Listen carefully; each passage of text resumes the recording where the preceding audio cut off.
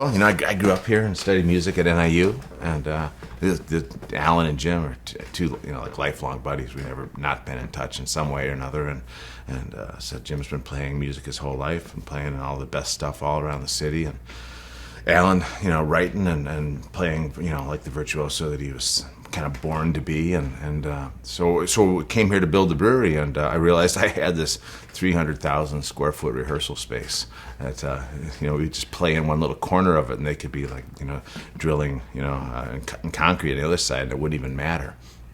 So we got together, and so we set a date for our first rehearsal, and I said, geez, I got to bring some material. So I had like 10 little songs I was sort of messing around with, and I finished them because I had a deadline. It's like nothing like a deadline to bring a thing around. And so we just played through them, and right away it just seemed fun. And Alan and Jim, they spent a lot of their time playing, other people's music, and so to have a little thing where we could make the tunes our own bitch, that seemed very exciting to them as professionals. So it was like and they're so good that playing with them pulls me up. I mean, I'm the novice in the scene here, but I create the little context, and these guys just come in and bring their A game. It's the best playing ever. Well, since the first time we rehearsed was 6 months into building the brewery, so we're coming up into the second year since the first rehearsal. Cool. So it didn't happen overnight for us, and we're all learning how to do it. So it's a lot of fun. All the time. There's 25 bands out on the road. They're playing anywhere from 150 to 200 some dates a year. That we like pick up like gas money or like their Sprinter van or anything, just to kind of help again, power their thing along, and the people who love them, will find them and see that we love them too, and maybe we end up making new friends along the way. There's James McMurtry's another band of a little different kind of caliber that's out there. We sponsor him as well. And now St. Ansonia is this band that Alice is going to go out with in August.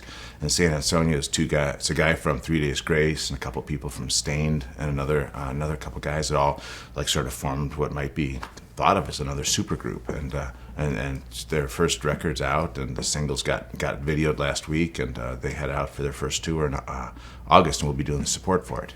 So this will be kind of like our chance to go play fantasy baseball for a while. But this is another band that we're sort of helping get them to where they want to be.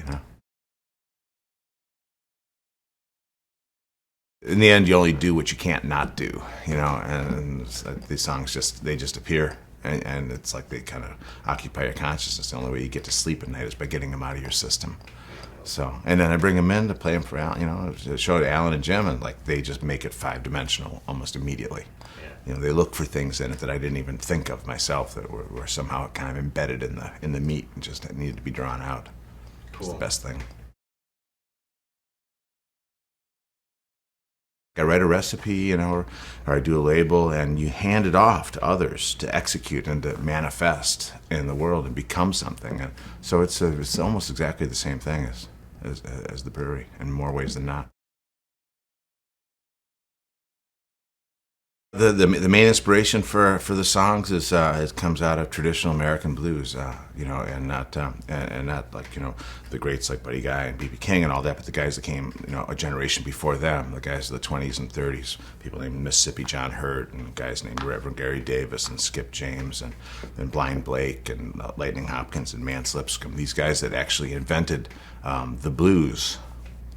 It wasn't called the blues when they were playing it, but it became known as that. I mean, so they are the progenitors of everything, and that's all the guitar style that I really knew. And so you pick up an electric guitar, I'm approaching it like 125-year-old Delta musician. So it brings something new to it, but that's where all the songs start. And then for some reason, I can't put my finger on, every song is about dying. I don't know why that is. I'm 55 years old, so it's like you spend the first half of your life counting up, and you don't really realize at some point you start going to counting down, and nobody really tells you. Yeah. So when it came time to write all these songs, they're one way or another, they're all about dying. But sometimes they're about dying to something better. So it's hard to say exactly. But those are the two little rivers that flowed together to create these songs. We'd played with Terrapin Flyer, another bar up the street called Windy City Inn, and just liked their music, and more than anything else, I saw in their audience, like an audience of people who was listening to music, and the kind of music we're writing is almost like music for musicians, or at least people who are interested in listening a little bit. And so I was like, dudes, how can I support your thing, and if I do, would you let us warm up for you? And they liked what they heard when we were playing, so they're like, yeah, let's do it. So if I was a kid today, I'd be like playing for free, and because I'd have no money and all the time in the world. But instead, here I'm in the back half of the picture, so I got a little bit of money and no time. So we're in a hurry. So we were able to take a little bit of that dough from the brewery, some of that beer money, and just push it towards Terrapin Flyer and just kind of help them achieve their dreams while we kind of tag along. I know Ray is a great bar owner. Yeah. We've been working with him on the beer side of things for a while, and it's so much. I like it even better talking to him about the music side of the world, because he's one of those ground zero guys, just like any of the guys that own any of the great beer bars around the country that did it before it was cool. Ray was here doing it all along, and building people's careers and kind of opening doors for people, and creating audiences for different things that hadn't happened before. So it's pretty cool. Oh, this is great. The stage sound, for a musician, you don't hear what the audience hears because you're standing behind the PA.